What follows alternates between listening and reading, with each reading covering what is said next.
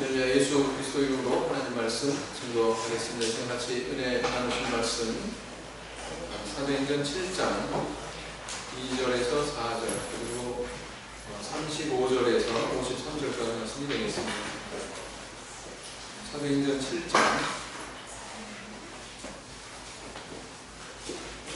2절에서 4절까지 말씀 먼저 저와 같이 교독하겠습니다. 제가 올리겠습니다. 스데반이 가로되 여러분 구형들이여 들으소서. 우리 조상 아브라함이 하란에 있기 전 메소포타미아에 있을 때에 영광의 하나님이 그에게 보여 가라사대 내 영광 진척을 떠나 내가 내게 보일 땅으로 가라 하시니 아브라함이 갈대아 사람의 땅을 떠나 하란에 거하다가 그 아비가 죽음에 하나님이 그를 거기서 너희 시방과 하는 이 땅으로 옮기셨느니라. 35절 시작.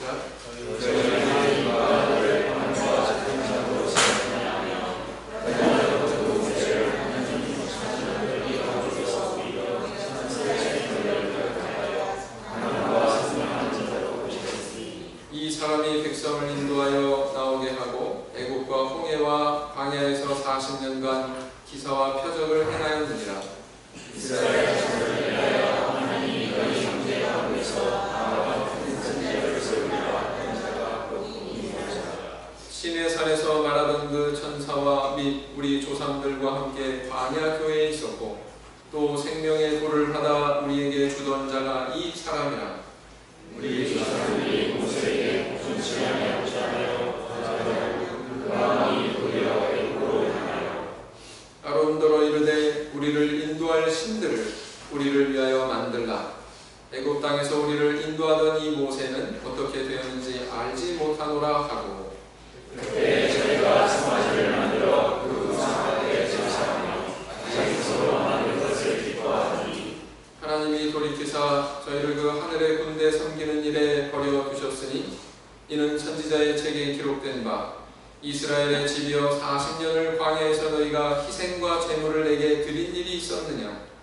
물론 그 정막과 신의 광야의 결을 받았으니 이것은 너희가 저러고자 하려는 행사였다. 내가 너희를 바벨론 밖에 옮기리라 한 바와 같으니라. 광야에서 우리 조상들에게 증거의 장막이 있었으니 이것은 모세에게 말씀하신 이가 명하사 저가 본 그 식대로 만들게 하신 것이라. 우리 조상들이 그것을 보아 하나님이 저희 앞에서 주시는 이만의 끝나는 정말에게 여호수아와 함께 가지고 들어가서 가기까지 이르리라. 다윗이 하나님 앞에서 은혜를 받아 야곱의 집을 위하여 하나님의 처소를 준비케 하여 달라 하더니 솔로몬이 그를 위하여 집을 지었느니라. 그러나 지극히 높으신 이는 손으로 지은 곳에 계시지 아니하시나니 선지자의 말한 바 주께서 가라사대 하늘은 나의 보좌요 땅은 나의 발등상이니 너희가 나를 위하여 무슨 집을 지었으며 나의 안식할 처소가 어디냐. 이 모든 것이 다 내 손으로 지은 것이 아니냐 함과 같으니라. 몸이 곱고 마음과 귀에 할 일을 하지 못하는 사람들아 너희가 항상 성령을 듣으며 너희 조상과 같이 너희도 하는도다. 너희 조상들은 선지자 중에 누구를 핍박지 아니하였느냐. 의인이 오시리라 예고한 자들을 저희가 죽였고 이제 너희는 그 의인을 잡아준 자요 살인한 자가 되나니 너희가 천사의 전한 율법을 바꿔도 지키지 아니하였도다 하니라. 로마 시대에는 딸기나무를 우상처럼 그렇게 숭배했답니다. 왜냐하면 이 딸기나무가 황제를 상징한다고 생각했기 때문에 만약에 이 나무가 시들거나 아니면 말라 죽거나 하면 황제로부터 어떤 불호령이 내려질지 몰라서 그렇게 사람들이 노심초사했다고 합니다. 그런가 하면은 아프리카 동부의 와니카족이라고 하는 그런 족속이 있는데 이 족속은 과거부터 코코넛 나무를 아주 신성시 여겼다고 합니다. 그래서 만약에 누군가 이 코코넛 나무를 부러뜨리면 그것은 바로 자기 어머니를 상해한 것과 똑같은 그런 죄로 취급을 했다고 해요. 우상 숭배란 무엇입니까? 이렇게 하나님께서 만드신 피조물, 또 나무나 금속이나 이런 것들로 만든 동상, 이런 것들을 숭배하는 것을 우리가 우상 숭배다 이렇게 얘기하지 않습니까? 그런데 성경에서 이야기하는 우상 숭배의 범위는 그것보다 훨씬 넓고 깊다라는 것을 아셔야 됩니다. 우리가 첫째로 방금 말씀드린 대로 이렇게 눈에 보이는 금은 목석으로 만든 동상이나 이런 피조물을 섬기는 것도 우상 숭배이나, 두 번째로 잘못된 어떤 관념이나 이런 미신을 믿는 것도 이것도 영적인 우상 숭배다 이렇게 볼 수가 있습니다. 남녀간에 짝을 짓는데 우리 어르신들이 잘 하는 게 있죠? 옛날 어르신들 뭐 합니까? 사주팔자 따지죠. 손가락 앞으로 내밀고는 왔다 갔다 합니다. 시비간지 따지는 건가요? 그렇게 해가지고 뭐 짝이 맞네 안 맞네 이런 거 판단한다거나, 뿐만 아니라 뭐 결혼식, 뭐 출산일 이런 거 날짜를 정하는데 이거를 뭔가 길이를 따져가지고 인위적으로 조작하려고 하는 그런 경우도 있죠. 그래서 뭐 황금 돼지띠니 뭐 들어보셨어요? 혹시 그런 거 그냥 해보신 적은 없겠죠? 당연히 없어야죠. 그런 거는 우리 삶 속에서도 아주 이런 잘못된 유형의 사고방식은 여전히 존재한다. 병원에 가면은 엘리베이터 탑 타잖아요. 1, 2, 3. 그 다음 4층이 분명히 있어야 될 것 같은데 4층은 없어요. 4층은 없고 뭐라고 써 있습니까? F층. 4자랑 비슷하게 생긴 영문 알파벳 F라고 딱 써 있습니다. 그리고 5층, 6층 이렇게 올라가죠. 아파트 계약하는데도 4층 계약하려고 그러면 잘 내키지가 않아요. 내키지 않으세요? 성도님들은 골라서 4층으로 가십시오.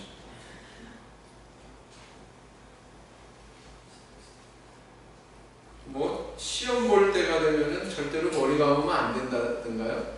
학생들 하는 말이, 나는 시험 때가 되면 손톱 절대로 깎으면 안 돼. 발톱도 깎으면 안 돼. 라든가요? 이런 것들 다 뭐예요? 미신이죠? 잘못된 관념에 사로잡혀가지고 괜히 뭐 징크스니 뭐 이런 말 동원하면서 그런 것들을 믿는, 신봉한 이런 것들이 다 사실은 우상숭배의 크게 작게 우상숭배의 모습이다 이렇게 볼 수가 있습니다. 그런가 하면 또 이런 문화적인 미신들 말고 셋째로 어떤 우상숭배가 있습니까? 사상적인 우상숭배가 있습니다. 잘못된 관념, 잘못된 사상에 사로잡혀서 그걸 절대 신봉하는 거. 이게 참 무섭죠. 종교가 무서운 점이 뭔지 아십니까? 사람은 뒷전이에요. 왜? 신이 앞에 있으니까. 신이 나보다 위에 있으니까. 신을 위해서라면 모든 걸 다 불살라버립니다. 참 무섭죠? 하나님을 믿되 잘못된 교리, 잘못된 신앙적인 관념에 붙들렸을 때 그것도 일종의 우상숭배다 이렇게 볼 수가 있습니다. 예수님 시대에 이런 잘못된 유형의 종교적인 우상숭배가 있었다는 것은 율법주의다 이렇게 얘기할 수가 있겠죠. 율법주의. 사람의 잘못된 생각으로 조각해내가지고 사람이 인위적으로 만들어낸 어떤 신앙적인 관념, 사상 이런 것들이 그때 당시에 율법주의로 나타났다는 것입니다. 물론 이것은 하나님의 말씀을 열심히 잘 지키겠다고 하는 그런 열심에서, 일념에서 나온 것이지만 사실 그 이면을 따지고 보면 인간이 만들어낸 과격한 어떤 전통, 인간이 만들어낸 잘못된 사상이 그 속에 녹아져 있다는 것을 알 수가 있다는 것입니다. 그래서 예수님은 이런 걸 겨냥해서 아주 적대시하셨어요. 이런 걸 일컬어서 뭐라고 그러셨냐면은 사람의 계명이다 또는 장로들의 유전이다. 그래서 유전이라는 것은 트레디션, 전통을 의미하는 것입니다. 그래서 마태복음 15장 9절에 보면 예수님께서 이렇게 말씀하셨죠. 마태복음 15장 9절, 마태복음 15장 9절 말씀. 마태복음 15장 9절 말씀을 보시겠습니다.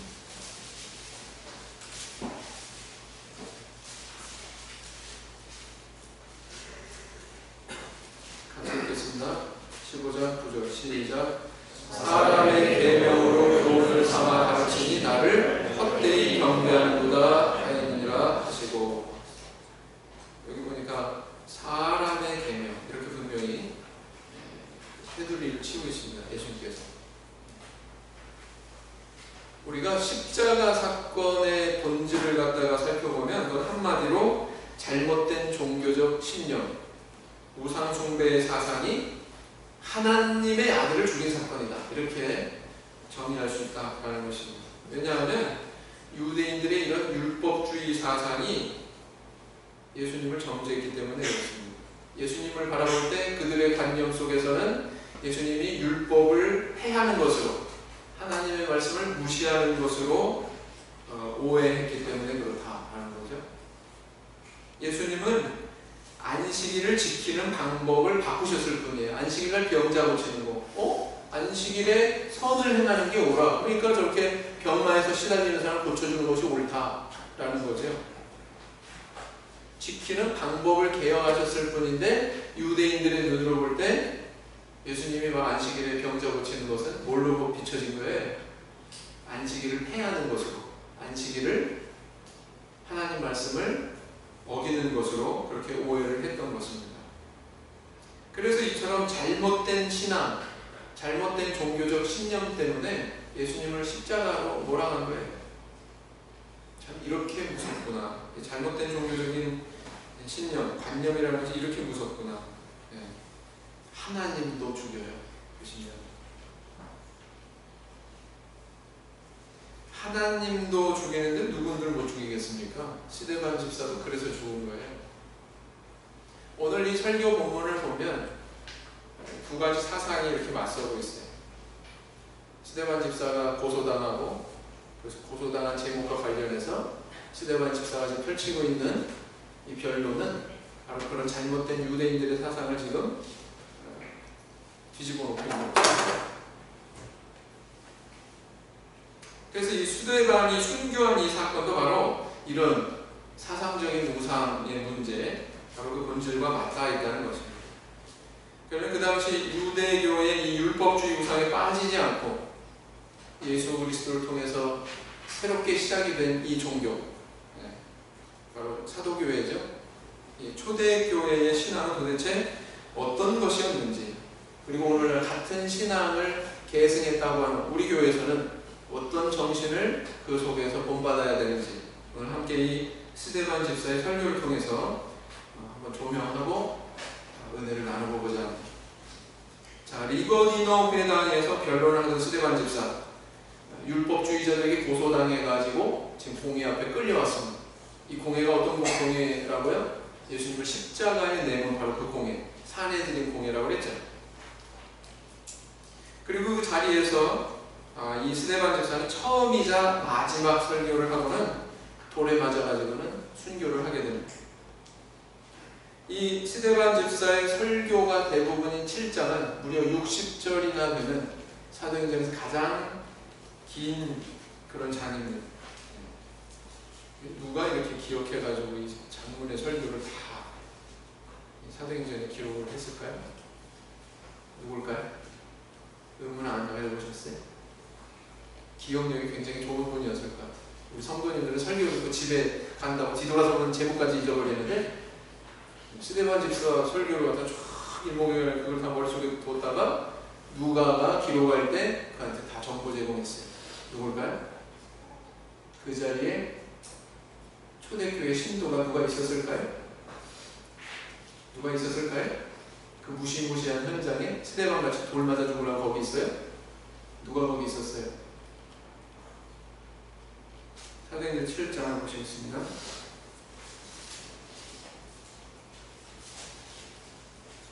58절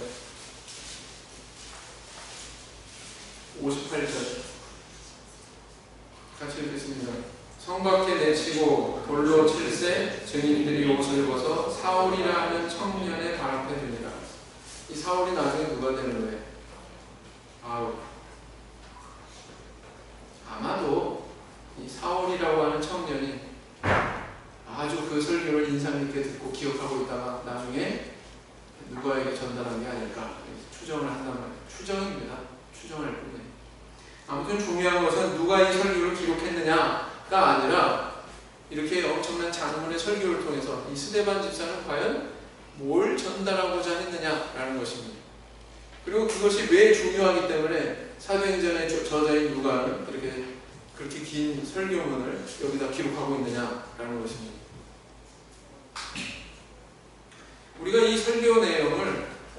읽진 않았습니다. 너무 길기 때문에 이거 읽다 보면 설교 시간이 줄어들어요.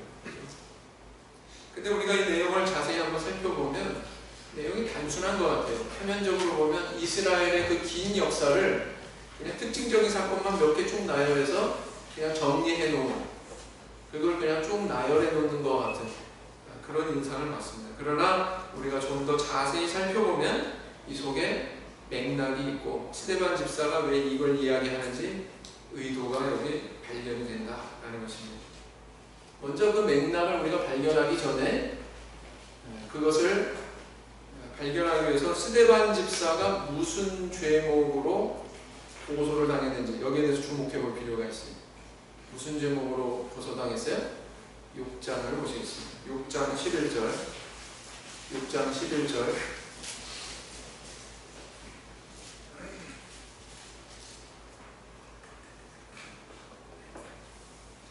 사람들을 가르쳐 말시키되 이 사람이 모세와 및 하나님을 모독하는 말하는 것을 우리가 들으노라.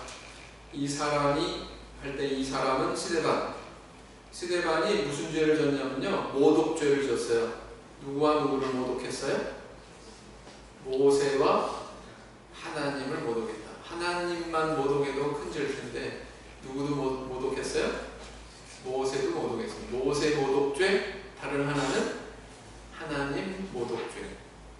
도대체 구체적으로 뭘 어떻게 모독을 했나? 13절을 보면 다시 그 죄의 내용에 대해서 또 다루고 있습니다. 거짓 증인들을 세우니 가로되 이 사람이 역시 스데반을 가리키죠. 이 사람이 이 거룩한 곳과 율법을 거스려 말하기를 마지 아니하는도다. 이 거룩한 곳, 뭘 얘기할까요? 거룩한 곳, 성전을 가리킵니다. 그 다음 율법을 거스려 말했다. 여기도 두 가지 제목입니다. 첫째, 거룩한 곳을 거스려 말했고요, 율법을 거스려 말했습니다. 그죠? 이것은 고스란히 11절 말씀하고 딱 매칭이 됩니다. 딱 연결이 되는데 뭐냐면은 모세 모독죄, 이건 뭐냐? 율법을 거스려 말하는 거예요. 율법이 누구로부터 왔어요? 모세로부터 왔어요. 모세가 신의 산에서 받아서 백성들한테 전달했습니다. 그 다음 이 거룩한 곳을, 다시 말하면 성전을 거스려 말했다. 이게 곧 뭐예요? 하나님 모독죄가 되는 것입니다. 그래서 스데반 집사가 고소당한 죄목은 두 가지. 첫째 뭐라고요? 11절 입각에서 보면 모세 모독죄, 둘째는 하나님 모독죄. 두 가지입니다. 아마도 스데반은 예수 그리스도를 통한 영적인 성전이 이렇게 완성됐으니 이 육적인 성전, 예루살렘 땅에 있는 그 성전은 이제 필요 없게 됐다. 이건 우리에게 의미가 없다. 오늘 본문에도 그렇게 얘기하죠. 하나님께서는 이 손으로 지은 전에 계시지 않는다, 이런 말 하잖아요. 성전을 부정하는 얘기하고 있잖아요. 네. 유대인들 입장에서 이거는 천천병력 같은 이야기입니다. 성전이 필요 없다? 성전을 부정했다? 이것만으로도 돌맞기에 딱 좋은 사유가 되는 거죠. 돌 맞을 만한 죄목이 되는 거다라는 것입니다. 비유하자면 북한 사람들한테 김일성 동산 저거 필요 없다, 무너뜨려라, 이렇게 얘기하는 거랑 똑같다는 것입니다. 두 번째 제목은 뭐냐? 모세 모독죄인데, 유대인들에게 율법을 전해준 모세는 율법의 전달자 이상의 의미가 있어요. 모세가 어떤 일을 했습니까?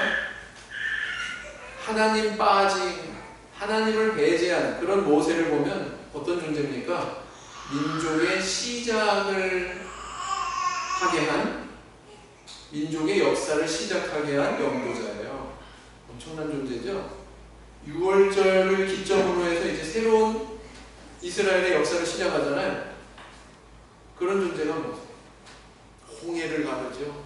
열지왕을 통해서 엄청난 권능을 행하죠. 이것은 단순히 율법 전달자 이상의 의미가 있습니다.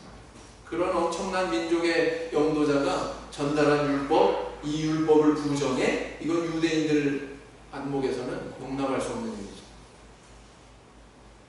스데반 집사는 어찌 보면 그 그때 당시에 유대인들의 관념과 사상 속에서 그런 주장을 했다면 이거는 돌에 맞아도 10번 맞을 죄예요. 이게.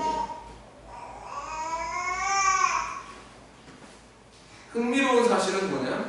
예수님이 십자가형에서 인도받은 죄목이 스데반 집사의 그것과 동일하더라라는 거죠. 마태복음 26장을 보시겠습니다.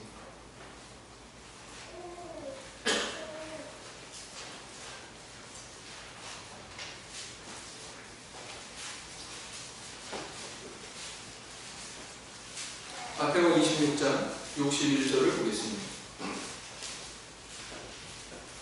마태복음 26장 61절 말씀을 보시겠습니다. 같이 읽겠습니다. 시작. 가로되 이 사람의 말이 내가 하나님의 성전을 헐고 사흘에 지을 수 있다 하더라 하니. 예수님이 고소받은 구체적인 내용이 뭐였어요? 이 사람이 성전 무너뜨리고 성전을 헐고 사흘 만에 일으킬 것이라고 그런 말을 했다고. 여기서 일으키는 데 초점이 있는 게 아니라 성전을 헌다고 그랬다고. 거기 초점이 있는 거예요. 예수님이 이렇게 고소받았습니다. 어떻습니까? 스데반 집사가 성전을 부정하는 이야기를 한 것처럼 예수님께서도 성전을 부정하는 이야기를 한 그것으로 고소당했어요. 일치하지 않습니까?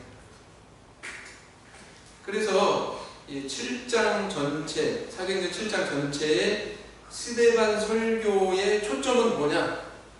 맥락은 뭐냐? 어디에 집중되어 있느냐? 스데반 집사가 고소받은 그 두 가지 죄목에 대한 스데반 집사의 주장이 여기 녹아져 있습니다. 그럼 뭘로 예상할 수 있어요? 나는 하나님 모독한 게 아니다. 사실은 이거다. 나는 모세를 모독한 게 아니다. 사실은 이거다. 이렇게 논조가 나와야 되겠죠. 사실은 거기에 초점이 있다는 거예요. 자, 그러면 그의 설교 속에서 발견이 되는 이 스데반 집사의 주장, 그걸 통해서 우리가 알 수 있는 초대교회, 사도교회의 신앙은 도대체 어떤 것이었는지 함께 살펴보고 그 교훈에 대해서 우리가 생각해보고자 합니다.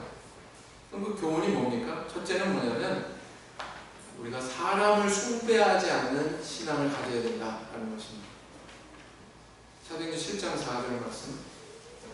7장 4절.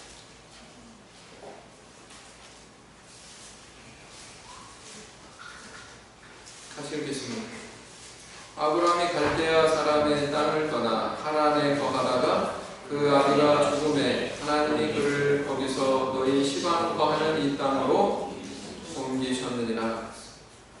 자, 지금 모세 모독시켰다 뭐 이런 얘기 나오면은 모세에 대한 얘기부터 나올 것 같은데 지금 보니까 스데반 집사는 어디서부터 시작을 해요? 시작이 어디서부터예요?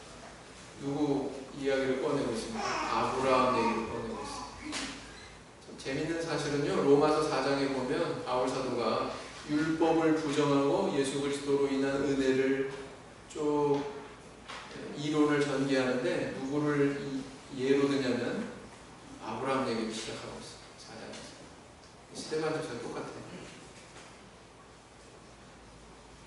아브라함 얘기를 먼저 꺼내고 있다. 그 의도는 뭐냐? 모세의 율법이 있기 전에, 시간적으로 훨씬 이전에 아브라함의 이와 같은 믿음이 있었다.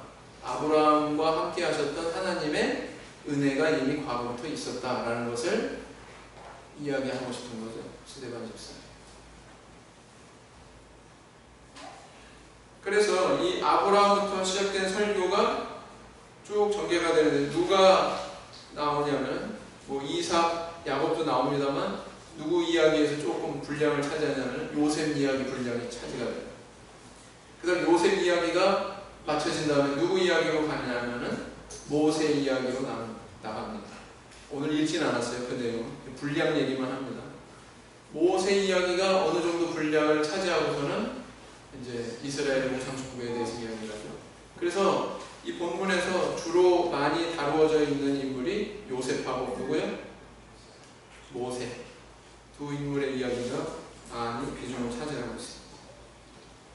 그리고 결국에는 35절에 가서 모세의 이야기를 이런 식으로 꺼내고 있습니다. 35절을 보시면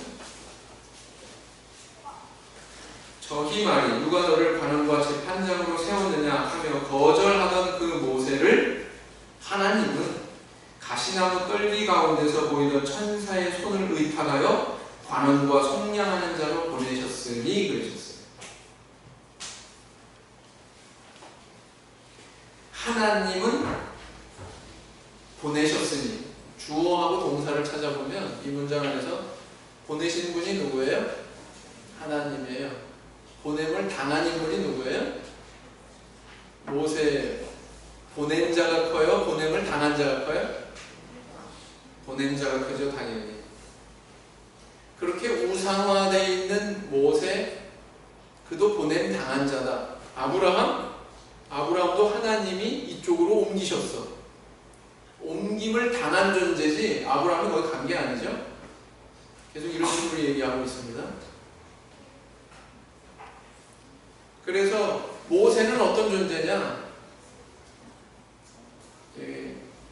홍해물을 가르고 그 다음에 열재앙을 수행하고 그런 화려한 모세의 얘기를 꺼내지 않아요. 스데반 집사님이 설교에서 정말 모세의 일생 가운데 가장 절망적이고 가장 피폐했던 그때의 사연을 여기 쭉 나열합니다. 그때가 언제 자기 동족들에게 거절당해서 미디안 광야로 피난가서 처가살이하면서 거기서 40년 동안 양치기 생활하던 그 모세를 조명합니다. 그러면서 가시 떨기 나온 불꽃 가운데서 부름받은 그 모세, 사실은 그가 위대해서 이렇게 너희들 연도자가 된 게 아니라 하나님이 그를 선택하셔서 보낸 거다. 보냄을 당한 존재일 뿐이다. 지금 이렇게 얘기하고 있는 거예요. 높아진 모세를 낮추고 모세 뒤에 가려져 있던 하나님을 드러내고 있습니다. 아시겠어요? 집중해서 안 읽으시면 잘 그게 안 보여요. 근데 자세히 눈 크게 뜨고 여러 번, 100번쯤 읽어보세요. 아, 그렇구나. 떠오를 겁니다. 그래서 우리는 여기서 뭘 알 수 있습니까? 모세도 한낱 인간에 불과하다는 것을 스데반 집사는 분명히 짚고 넘어가고 있는 거예요. 거절하던 그 모세를 하나님이 보내셨다. 보내신 분이 바로 하나님이다. 모세가 위대해서 간 게 아니라 그렇게 얘기하고 있는 것입니다. 그래서 사실 이 모든 역사의 주관자이신 하나님께서 다 하신 일이다. 모세는 낮추고 하나님을 높이고 있는 것입니다. 우리는 여기서 뭘 알 수 있어요? 스데반 집사나 아니면 그가 소속했던 초대교회 신앙은 어떤 신앙이었느냐? 사람을 높이지 않는 신앙이었다. 사람을 우상화시키지 않는 신앙이었다. 유대 율법주의자와는 달리 그런 신앙인이었다. 그런 신앙을 가진 교회였다라는 것을 알 수가 있습니다. 참 우리 교회도 이런 특징이 있어요. 참교회. 우리 교회 교주가 있나요? 참교회 교주가 누구예요? 네? 위바울이에요? 네. 우리 교주는 하나님이시죠. 우리 교주가 없어요. 신기하지 않습니까? 초대교회 일꾼으로 일컬어지는 세 분이 있어요. 한 분은 40대, 저보다 젊은 나이에 요절했고요. 한 분은요, 제명당했어요. 제명당했다고 하는 것은 그 사람 삐뚤어진 길 갔기 때문에 그렇게 판단하는 더 높은 기관이 있다는 의미 아닙니까? 그죠? 그 다음 또 한 사람은 다른 교파로 가버렸어요. 여러분 이쯤 되면은요, 그 교단은 와해됩니다. 세상 다른 교회 같은 데. 그렇지 않습니까? 근데 우리는 어때요? 우리는 사람이 세운 교회가 아니기 때문에 여전히 건재하죠? 건재는 둘째치고 지금까지 이렇게 발전해왔죠? 사람이 세운 교회가 아니고 교회입니다. 그렇습니다. 고린도전서 1장을 보면 교회가 4개로 분열된 걸 발견할 수 있어요. 나는 그리스도에게, 나는 바울에게, 나는 게바에게, 나는 아볼로에게. 네 수로 이렇게 분열한 걸 알 수 있어요. 우상숭배 정말 심한 그런 지역이 고린도였습니다. 고린도시였습니다. 그런 곳에 복음이 떨어졌는데 우상 숭배에 찌들어 살던 그 사람들이 신앙 안에 들어왔지만 그것이 쉽게 탈색되지는 않았던 것 같아요. 그게 다른 쪽으로 나타냈는데 다른 쪽으로 어떻게 발현이 됐냐면 사람을 우상시하는, 나는 아볼로, 나는 바울 막 이런 식으로 추종하는 것 때문에 교회가 분열하는. 여러분, 우리가 교회 안에서 존경할 만한 신앙을 가진 분 보면 우리가 존경해야 돼요. 마땅히 존경해야 되고 존중해야 되고. 그런데 이 존경과 숭배는 다른 거예요. 다른 것입니다. 마치 하나님과 같은 그런 존재로, 우리는 그리스도 안에서 다 형제요 자매라고 그랬거든요. 근데 그것을 넘어서서 아주 어떤 특별한 존재로 우상화하는 이런 일이 우리에게 있을 수가 있다, 잘못하면. 그러나 우리 참여수교회는 그런 교회가 아니죠. 나와 다른 인간 이상의 존재로 우리는 숭배하는 그런 오류가 없어야 되겠습니다. 흔히 일반 교회 성도들은요, 교회 목사 보고서 신앙생활하는 분들 참 많아요. 교회 목사가 우상화되어 있어요. 성경 토론 열심히 해가지고 아무리 떠들어봐야 우리 목사님은 그렇게 얘기 안 하던데, 잠깐만 기다려보세요. 나 우리 목사님한테 물어보고 대답할게요. 목사가 하나님입니까?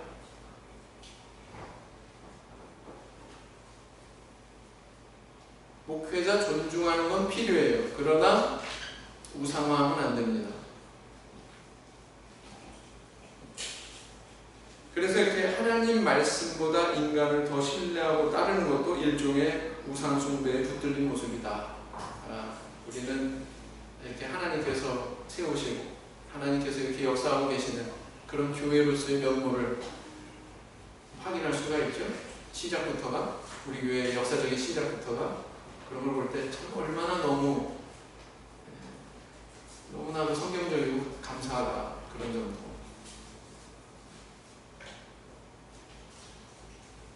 그러나 우리가 조심해야 된다라는 것입니다. 사람을 너무 추앙시키면 안 된다. 사도행전 20장 30절 말씀, 사도행전 20장 30절 말씀을 보겠습니다.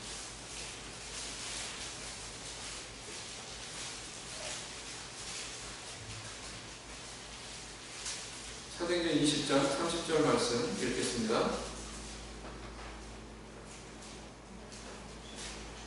같이 읽겠습니다. 시작. 또한 너희 중에서도 제자들을 끌어 자기를 쫓게 하려고 어그러진 말을 하는 사람들이 일어날 줄을 내가 아노니. 그래서 하나님을 쫓게 해야 되는데 자기를 쫓게 하려고 어그러진 말을 하는 사람들이 나타나게 된다, 이렇게 경계하고 있습니다. 자, 두 번째, 또 우리는 설교 속에서, 스데반 집사의 설교 속에서 뭘 알 수 있어요? 초대교회 신앙 어떤 모습을 알 수 있습니까? 건물을 숭배하지 않는 신앙이었구나 라는 것을 알 수가 있습니다. 다시 본문 말씀으로 돌아가셔서 7장 48절을 보겠습니다. 7장 48절, 7장 48절을 보시면, 그러나 지극히 높으신 이는 손으로 지은 곳에 계시지 아니하시나니 선지자의 말한 바 그랬고, 50절에 이 모든 것이 다 내 손으로 지은 것이 아니냐 함과 같으니라. 유대인들에게 있어서 이 성전은요, 거의 이 불교로 말할 것 같으면 그 절에 있는 불상과 같은 겁니다. 그럼 그 사람들이 어떻게 취급합니까? 네? 아주 소중하게 다루지요. 함부로 다루지 않지요. 유대 사회에서 누군가 성전이 허물어질 것이다, 허물어뜨리겠다, 이런 발언이 나왔다. 아까 말씀드린 대로 돌맞은 일입니다.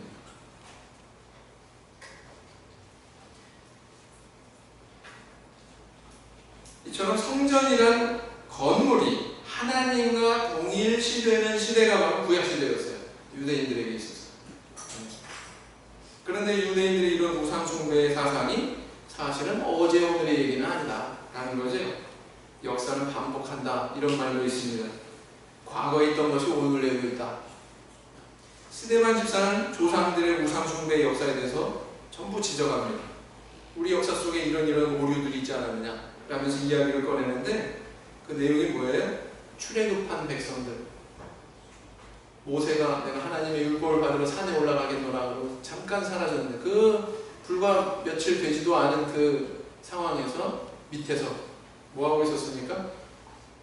금송아지 우상 만들어가지고 이것이 우리를 애굽에서 인도하여 낸 신이다 이 선언하면서 우상 숭배하고 있었다는 거죠. 그러면 광야에서 그렇다 치고 가나안 땅에 들어가서는 우상 숭배가 없었나? 역시 있었죠. 사사시대. 사사기 8장 27절에 보면 기드온이 그 금으로 에봇 하나를 만들어서 자기의 성읍 오브라에 두었더니 온 이스라엘이 그것을 음란하게 묘함으로 그것이 기드온과 그 집의 올무가 되니라 했습니다. 기드온이 왜 영도자로 이렇게 우뚝 서게 됐어요? 우상 숭배 때문에. 이스라엘 백성들이 우상 숭배하다 보니까 하나님께서 미디안을 보내가지고 계속 괴롭힘을 주셨어요. 그거 물리친 인물이 바로 기드온이었는데 우상 숭배 때문에 벌어진 그 괴로움을 제공하는 또 인물이 됩니다. 기드온. 에봇을 만들었어요. 제사장이 있는 그것을 에봇이라고 그러죠. 금으로 만들었어요. 그것을 이스라엘 백성들이 우상 숭배하고 섬겼다. 사사시대에도 역시 있습니까? 없습니까? 있었어요. 그럼 왕정시대는 어땠는가? 왕정시대도 역시 마찬가지. 열왕기하 8장 18절 4절에 보면 여러 산당을 제하며 주상을 깨뜨리며 아세라 목상을 찍으며 모세가 만들었던 놋뱀을, 민수기 21장의 놋뱀 사건 아시죠? 그 놋뱀을 이스라엘 자손이 이때까지 향하여 분향함으로 그 놋뱀을 뭐 했다는 한마디로 우상처럼 숭배했다는 얘기죠. 이게 열왕시대의 얘기예요. 그것을 부수고 누구수단이라 일컬었더라 그랬습니다. 그래서 광야 시대건 사사 시대건 왕정 시대건 계속됐었다. 그리고 이제 하나님께서 성전을 짓게 하셨죠. 솔로몬을 통해서. 그리고 성전을 하나님께서 왜 주셨는 줄 아세요? 하나님께 제사드리게 하기 위해서. 맞습니다. 하나님과 교제하기 위해서. 역시 맞습니다. 여러 가지 목적을 위해서 그것을 주셨어요. 근데 여러 가지 목적 중에서 또 소극적인 목적도 있습니다. 뭐냐? 성전은 백성들로 하여금 우상 숭배를 방지하게 하는 그런 기능을 수행하기 위해서 주셨어요. 우상 숭배하지 마라. 하나님께 마음을 향해라. 뭘 통해서? 성전을 통해서. 성전 자체가 하나님이 아니라 성전을 통해서 마음을 하나님께 향해라. 그런 의미를 주셨어요. 우상 숭배를 배제시키기 위한 목적에서 주셨어요. 그런데 유대인들의 오류가 뭐였는 줄 아십니까? 우상 숭배를 하지 않게 하기 위해서 내려준 그 도구 자체를 뭘로 만들었어요? 우상화했어요. 이게 성전이에요. 여러분, 성전을 지은 솔로몬 왕 자신조차도 성전을 우상화하지 않았어요. 뭐라고 고백하는 줄 압니까? 성전이 지어진 그 상태에서 하나님이 참으로 사람과 함께 땅에 거하시리까? 하늘과 하늘들의 하늘이라도 주를 용납지 못하겠거든. 하물며 내가 건축한 이 전이오리이까? 지금 성전을 부정하고 있어요? 긍정하고 있어요? 하나님의 처소를 긍정하고 있습니까? 부정하고 있습니까? 부정하고 있어요. 이건 하나님을 용납할 수 없는 것이다. 다만 우리가 하나님과 교제하기 위해서입니다. 기도할 처소가 되게 하기 위해서입니다. 그거죠? 네? 근데 스데반 집사 똑같은 얘기 나오지 않습니까? 네. 스데반 집사 오늘 본문에서 똑같은 얘기 하고 있습니다. 지극히 높으신 이는 손으로 지은 곳에 계시지 아니하시나니. 이게 스데반 집사의 목소리. 솔로몬도 스데반도 이런 올바른 신앙을 가지고 있었다라는 것입니다. 뭘 할 수 있어요? 건물을 우상화하지 않았구나. 건물 자체를 우상화하지 않았구나. 인도 사람들은요, 소를 숭배하는 거 잘 알고 계시죠? 그 소를 숭배하기 때문에 발생하는 사건에 대해서 가끔 뉴스를 통해서 접하시나요? 한 번은 이런 사건이 있었어요. 인도의 카그리아라고 하는 곳에서 열차가 강으로 떨어지는 그런 사고가, 대형 열차 사고가 일어났는데 그 사고로 사람이 3,000명이 죽었답니다. 사고의 원인인즉 그 선로 중앙에 소가 한 마리 또 서 있더래요. 소가. 사람들 신앙의 관념을 소 죽으면 돼요, 안 돼요? 죽이면 됩니까, 안 됩니까? 안 돼요. 저 소 살려야 돼. 그래가지고 그냥 급하게 브레이크 잡아가지고 하다 보니까 열차에 이제 급격한 제어할 수 없는 그런 상황이 벌어진 거죠. 그래가지고 3,000명이 죽었대요. 소 한 마리 살리자고 사람 인명 3,000명이 죽었어요. 여러분, 이게 우상숭배입니다. 잘못된 이런 종교적 신념은 이렇게 어처구니 없는 상황을 만들어내기도 한다라는 거예요. 유대인들의 성전 우상화 못지 않죠? 영적인 성전 완성하셔서 우리를 구원하시고자 오신 그 메시아를 육적인 성전 때문에 십자가로 내몰아서 죽였어요. 이게 유대인들의 정말 어처구니 없죠. 그런 길을 갔다는 것입니다. 오늘날 우리에게 이런 오류가 없어야 된다. 교회를 정의하면 그것은 믿는 사람들이 모이는 회당이 아니라 믿는 사람들의 모임 자체. 이게 교회지 않습니까? 초대교회에는요, 건물이 없었어요. 가정가정에 모였습니다. 마가의 다락방에 모여요. 가정교회였어요. 건물 짓자고 교회가 분열한다? 똑같은 우상숭배에 오릅니다. 여러분, 교회가 분란이 일어나고 서로 의견 충돌하고 분열하게 되는 여러 가지 빌미 중에서 성전 짓겠다고, 건물 짓겠다고, 회당 짓겠다고 결심하고 일 추진하다가 그런 일 많이 발생하거든요. 그런 일 있으면 돼요, 안 돼요? 안 돼요. 더 본질적으로 교회의 공동체가 무너지지 않는, 모두가 다 동의하고 축복하고 만장일치로 마음이 하나가 된 가운데 이루어져야 되는 것이 회당 건축이지, 그것으로 인해서 육적인 회당 때문에 영적인 성전이 허물어진다? 이건 모순이에요. 이건 우상숭배의 결과예요. 아시겠죠? 우리는 그런 모습이 없어야 된다. 앞으로 우리 그 10년, 20년 뒤에 우리 좋은 성전, 회당 마련해야 되지 않겠습니까? 엘리베이터도 쭉 올라왔다 내려왔다 10층까지 쫙 올라가고 지하 3층까지 쭉 내려가고. 제 욕심이 너무 큰가요? 그렇게 될 걸로 믿으시죠? 그러나 그런 건물보다 더 중요한 게 뭐냐? 우리 믿음의 신앙의 공동체, 우리 모임 자체다 라는 것을 절대로 잊지 않으시는 성도님들 되시기 바랍니다. 그 다음 세 번째, 사도교회는 어떤 교회였느냐? 복음으로 인한 핍박을 감수할 줄 아는 그런 신앙의 교회였다라는 것입니다. 스데반 집사의 설교는 어떻게 보면 자기 죄목에 대한 변호라기보다는 잘못된 신앙적인 관념을 가진 그 공회원들을 향한 심판의 선언이었습니다. 너희들이 우상숭배했다. 너희들이 메시아를 죽였다. 지금 누가 심판하고 있어요? 스데반 집사가 심판받는 게 아니라 스데반 집사가 자기 설교를 통해 하나님 말씀을 통해서 공회원들을 지금 심판하고 있어요. 그는 죽음에 임박했을 때에도 절대로 그 복음의 말씀에 대해서 굴하지 않았습니다. 올바른 것을 전하는데 굴하지 않았다라는 것입니다. 그래서 이런 모습을 보면 참 용기가 있었고, 그 복음을 위해서는 순교도 불사하는 그런 신앙을 가진 것이 바로 초대교회 신앙이었다라는 것을 우리가 알 수가 있죠.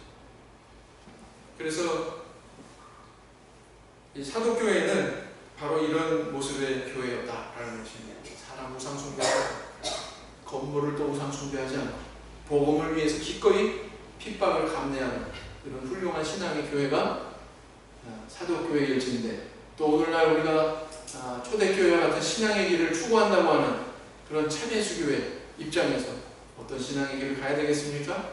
이 설교에 녹아져 있는 이런 초대교회의 그 신앙대로 하나님을 높이고 사람을 우상화하지 않고, 또 우리 교회 공동체의 모임을 더 이 건물보다 소중히 여기고 하나님의 복음을 순교도 마다하지 않고 전할 수 있는 그런 참다운 용기의 교회가 되어야 되지 않겠습니까? 그래서 바로 이런 신앙 다 같이 마음속에 소유하시는 저와 우리 성도님들 다 되시기를 예수님 이름으로 기원합니다.